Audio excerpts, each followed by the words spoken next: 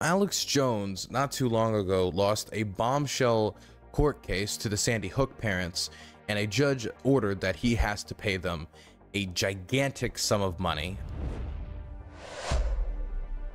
over $1 billion.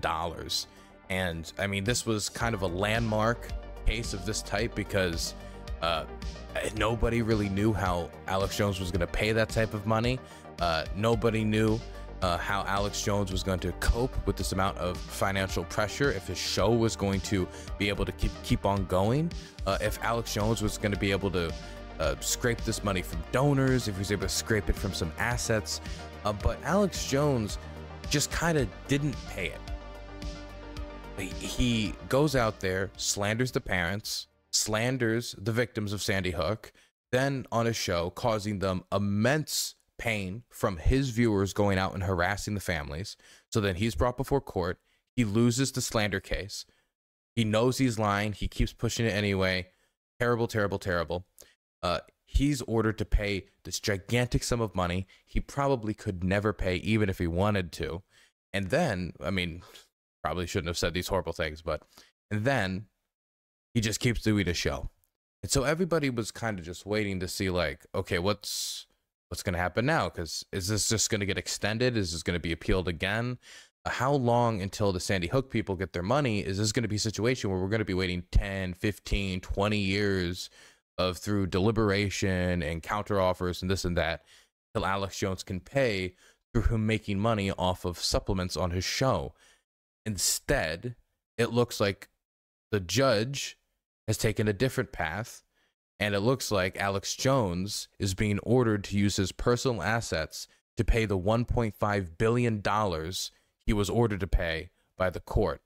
And this could mean the end of Alex Jones's flagship show, InfoWars, with its assets being liquefied to pay the parents that he slandered.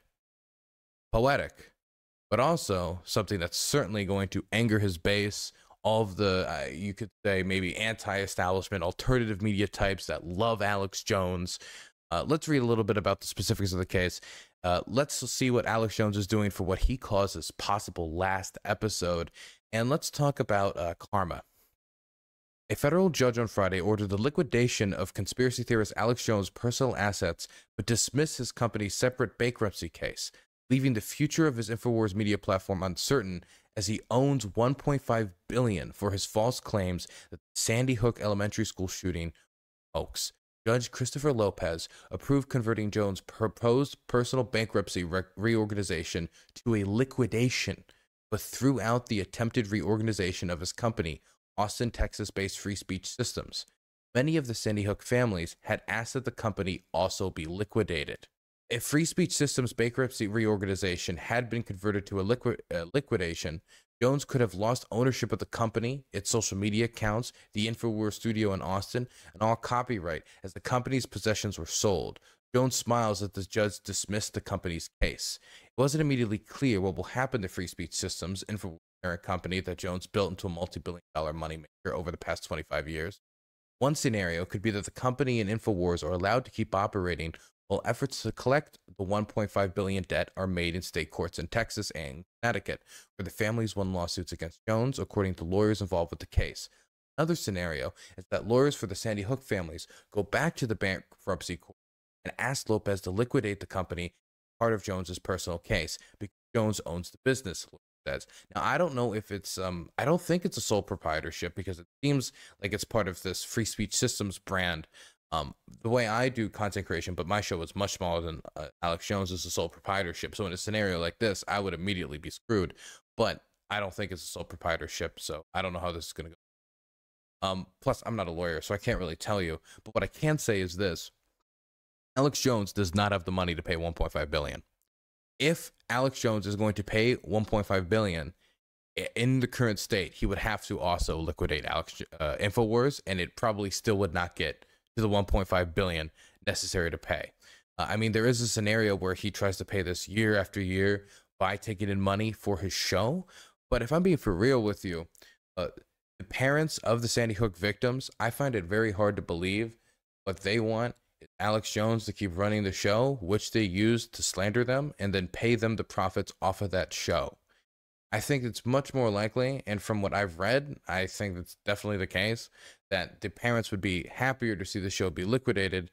They kind of pick the meat like vultures. I don't want to like compare them to vultures, but for my own visual entertainment, like the vultures off of the bones of what was once the InfoWars Alex Jones empire. Because I think they'd rather see, the beast slain, so to speak, the beast that spread the misinformation, not about only them, but also a bunch of other national tragedies, also a bunch of other public health issues and like national stories of importance, because he is a systematic misinformation spreader, not just about Sandy Hook, but also about foreign policy issues, also about health and science issues, also about just run-of-the-mill conspiracy theories. And so I think that there's a good chance that either way, whether or not he gets to keep InfoWars or not, whether or not it gets taken from him, that the Sandy Hook families are probably not going to let up in either case. Well, they'll probably let up if he gets his show taken from him. But even if he keeps his show, I think that they're still going to be stomping around asking for it to go under. And I don't think that's necessarily going to have a sway on what the judge decides. But when it comes to what the parents want, just giving you that direction there. They want the beast slain. Lopez said his sole focus in determining whether to dismiss Free Speech Systems case or order a liquidation was what would be best for the company and its creditors, including the Sandy Hook families. Lopez also said the Free Speech Systems case appeared to be one of the longest running of its kind in the country.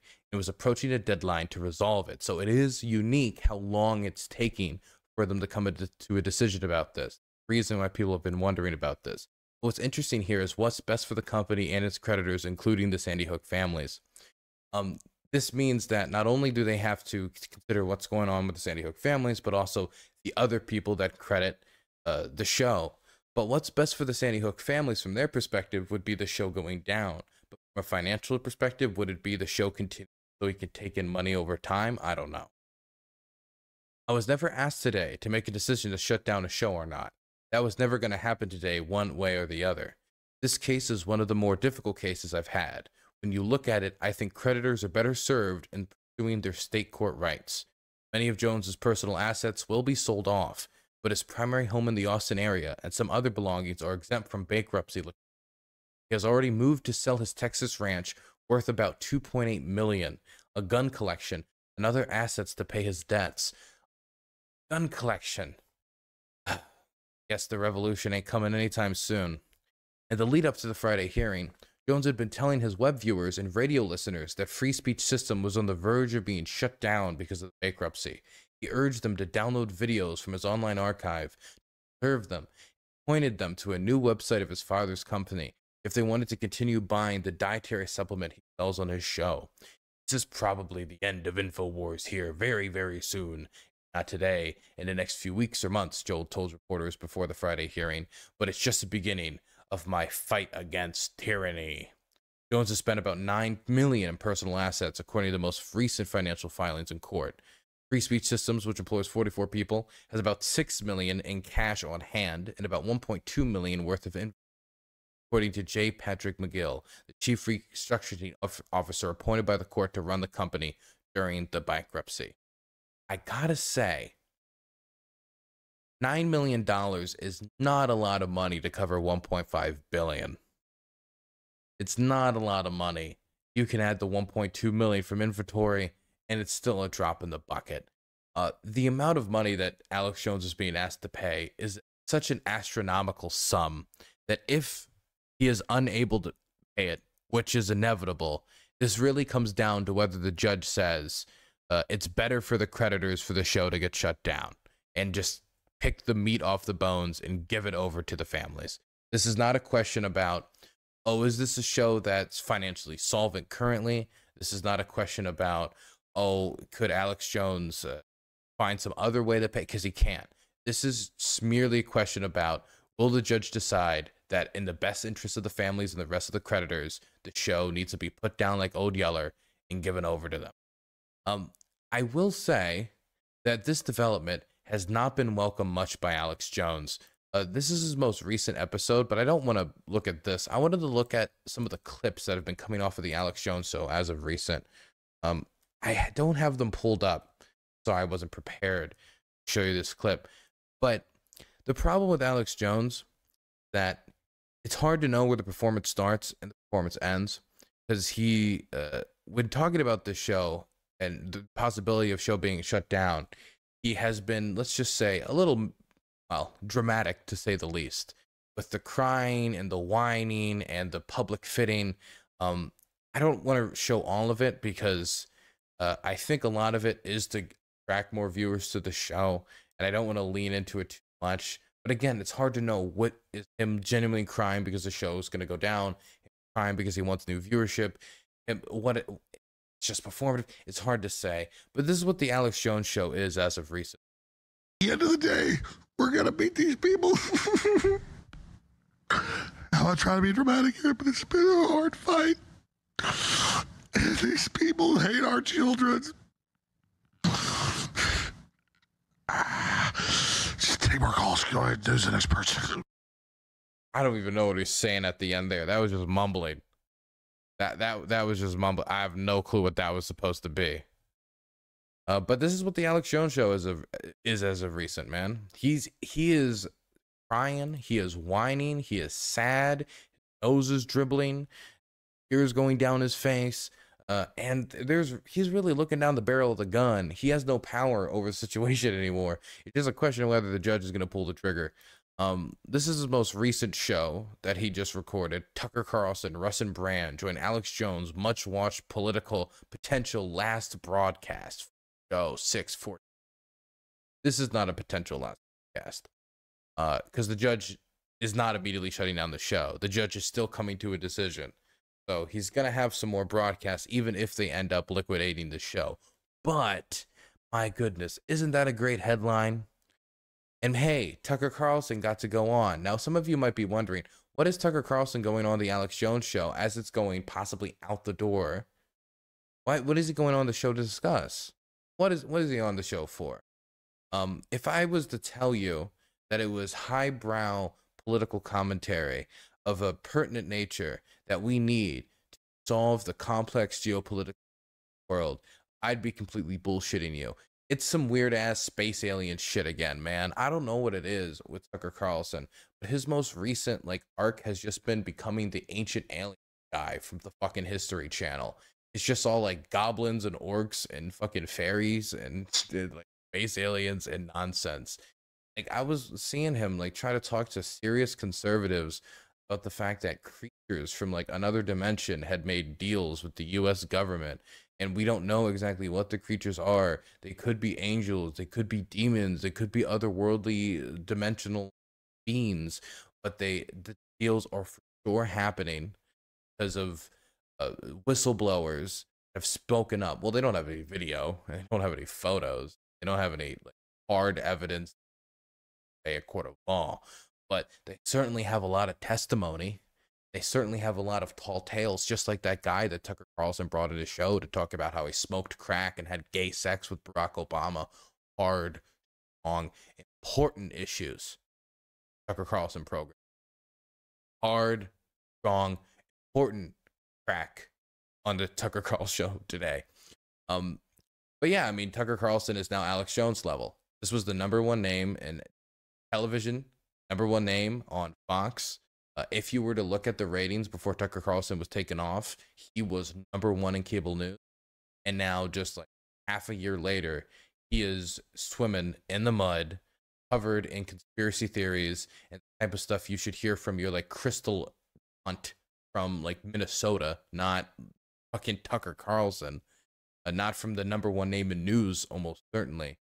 As Alex Jones is about to be put down like Old Yeller as a broadcaster on the internet. 24 is only way over. My goodness. One more time. One more time. At the end of the day, we're going to beat these people. I'm not trying to be dramatic here, but it's been a hard fight. These people hate our children. Just take more calls. Go ahead, do the next person. They hate our children. Hate our children. It always has to be like that, no? It can't be, oh, they are misguided towards it. It has to be hate the children. Can we start a political movement about hating children? Or is it just like the left are all like anti-natalist? The anti-natalist left? Anyway, he deserves it.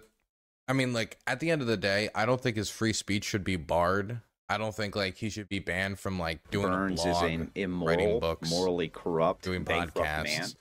You go out there and you slander people in the way he did and cause your audience to continuously harass Sandy Hook parents when you know it was bullshit. He knew it was bullshit. He talks about this show being him putting on a character. You need to be ready to deal with the consequences. You need to be ready. Buffalo Johnson, thank you for giving a tier 1 sub to the community. I appreciate that. To General Mark 0K, I appreciate that. This is such a fake cry. It is pretty fake. A curd is a curd. But I think that just makes it funnier, in my opinion, because honestly, Fake Alec Kyle Parker has donated $15. I don't want to be that guy. Expect I do. I don't see any tears. let's see it. It's probably like, look, I think he's faking the cry at the very least. I don't think he's faking the financial pain. I think he's probably feeling pain. I don't think he's actually crying over it. But I think that if that's the case, and I'll give him the benefit of the doubt and say it was real, whatever. But if he isn't crying, I think that just makes it more pathetic. Because like crying because you're about to lose your show is one thing. Fake crying because you're about to lose your show so you can get more money, even more pathetic. Because that means you want to grovel. It means you're attempting to grovel. It means that your objective in streaming and broadcasting is to grovel to your audience, to beg, to plead, to ask for donations, purchases of supplements. And that is really pathetic.